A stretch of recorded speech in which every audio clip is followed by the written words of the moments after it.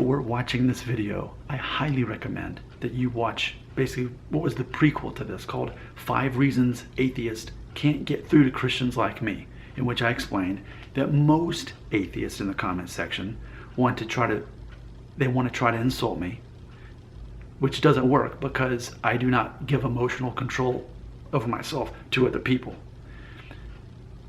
Number 2, when atheists try to debate me, I don't care about proving anybody right or wrong. Which, number 3, atheists try to convert me out of Christianity.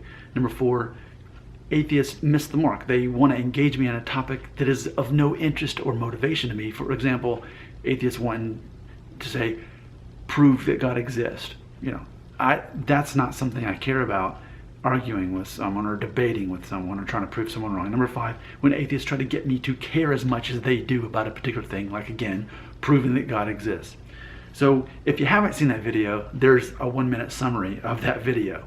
With that being said, I'm going to, and add that 4th rule there, as far as atheists often cannot engage me in topics that actually interest me or show any part of motivation out of me. But this is the kind of comments I want, because I'm all about conversation. I'm not about debate. There's no part of me that wants to prove people wrong. For me, when I see someone who has that, what I call high conflict personality, to me, that means the person hasn't quite figured out their own identity. So they're having to always debate and argue and try to prove people wrong. And see, that's the thing. You can't gain someone's respect by proving them wrong. It basically never works. Often people who have a high conflict personality and want to debate someone are trying to gain a person's respect. I am not going to gain your respect by proving you wrong. I'm going to gain your respect by being honest and vulnerable and arguably brave with you, giving you answers and feedback that you might not expect from someone like me to give. With that being said, I'm referring to a comment that I received on a video called "An Atheist Asks Me If I've Ever Questioned My Faith." So in this, received 58 comments so far, but 3 days ago, Crazy Jesse, who is familiar with me from my other channel called Family Friendly Daddy Blog. See, this is intelligence, and this is how you motivate and engage a Christian when you're an atheist. Here's this comment, quote, "You mentioned you sometimes question your beliefs. What would you say is the most challenging thing for you to overcome?" End quote. Again, perfect comment to leave here. So specifically, what is the most challenging thing for me to overcome? Now what's funny is, and again, atheists often miss the mark. They think that for me, I'm eager to prove that God exists. No, I'm not eager to prove that. I believe that in my heart, but as far as me wanting to prove that atheists, no interest of me. There's no interest of that in my mind. But if you're asking me what's the most challenging thing about all of this, for me, my Christian walk, my Christian faith, it's absolutely not, does God exist? In my mind, absolutely yes, no doubt. As far as all the history of the world and creation and all that stuff, sure, all the miracles of Christ, all the miracles in the Bible, I have no problem accepting that. No problem. Because ultimately, if I have a God that can do anything, then all right, well, if God said he did it, and I believe it. There you go. According to what's in the Bible. There you go.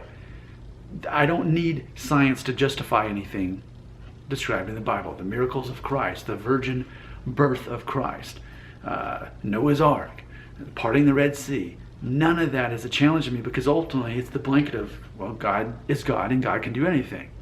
But specifically, if you want me to be vulnerable with you and say, well, what do I actually struggle with? I would tell you it's more fundamental than that. The whole idea of God existing or not, no challenge for me. The miracles listed about, no challenge for me. Much more fundamental than that for me. The thing I cannot understand as a human being, in the limited faith and vision perspective I have on earth, is and I've always struggled with this, that the fact that we were born in a broken world.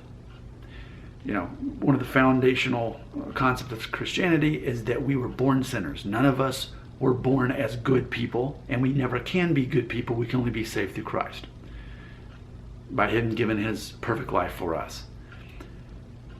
we're clearly born into a broken world. No one has to tell you that. No one has to tell you that we're not perfect people. So for me, what I struggle with is going all the way back to Adam and Eve. It's not the fact of a talking snake to a woman, none of that. It's specifically what I struggle with is that if he wanted to, God could have just created man and woman in that paradise and not allowed there to be free will. Not allowed Satan to have entered that garden in the form of a snake, which apparently had legs at the time, because it wasn't until afterwards God cursed the snake and it didn't have legs anymore. But even more so, even having that ability to have this tree, that if they ate from the fruit of it, their eyes would become open and they would become more like God, and they would understand more of the concept of good and evil and that sort of thing. Why even have that there? Why even let that be an option?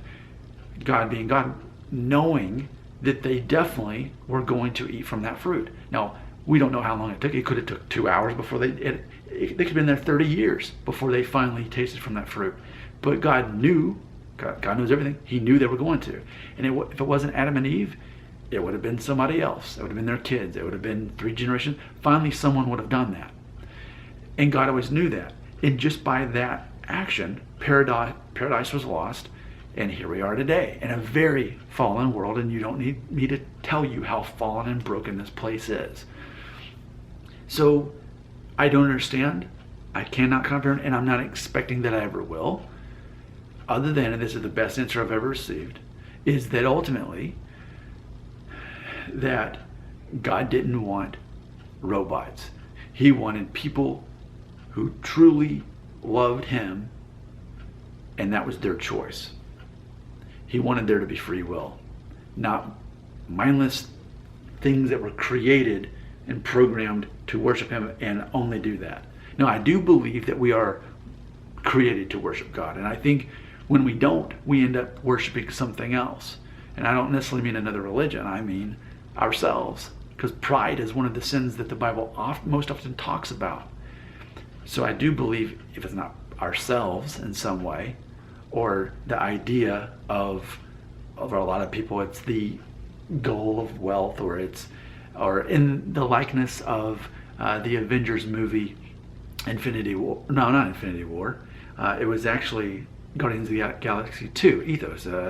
How his father was actually the bad guy, and he was basically trying to, how do you say, bed every female from every single galaxy. And I think a lot of men, especially, that's their concept. Well, how many women can I get with in this lifetime before I get too old, before women don't want me? Like, I think there's some form of trying to worship something, even an idea. I think we're all created to worship God. But when we don't, we find something else to put in that place. So with that being said, God didn't want us to just automatically worship him. He wanted us to have complete free will. But here's my struggle. What if I don't want free will? What if I don't want the option to mess up? And for me as a Christian, that's one of the things I look forward to in the life after this, of knowing heaven is not going to be like that. Or specifically, when Jesus comes back and restores this earth, on the new earth, and it's his kingdom, we will live in a version of earth where that is not the case, where it's literally, in my opinion, hell on earth. The Bible actually teaches that Satan is the prince of the air. As far as I'm concerned, Satan is not with a pitchfork in hell going, ha ha, I gotcha. He's actually on the earth influencing people to live a life against the will of God. That is how we know that we love God, by following his commandments and loving one another, loving our neighbor as ourselves. But what if I don't want that much free will? But I don't have a choice. So ultimately, that is the biggest thing I struggle with. All that other stuff, like I said, is God real? Did God create the earth? And all the miracles? No problem. I never question that. That doesn't bother me. But I have accepted that I will never understand why God just didn't make it to where there didn't have to be such free will to the point that we can make our own decisions and we can just truly live in that paradise and that had been the plan from the beginning, and there was no fall of man, and there was no introduction to sin. I wish that we didn't have to live in this version. I wish we didn't have to be tested in that way. But I guess ultimately that's the answer. God wants us to be tested through this hell on earth, which I really believe that that's ultimately a great way to explain what this life is like. But at the end of all of this, here's what I'm going to say.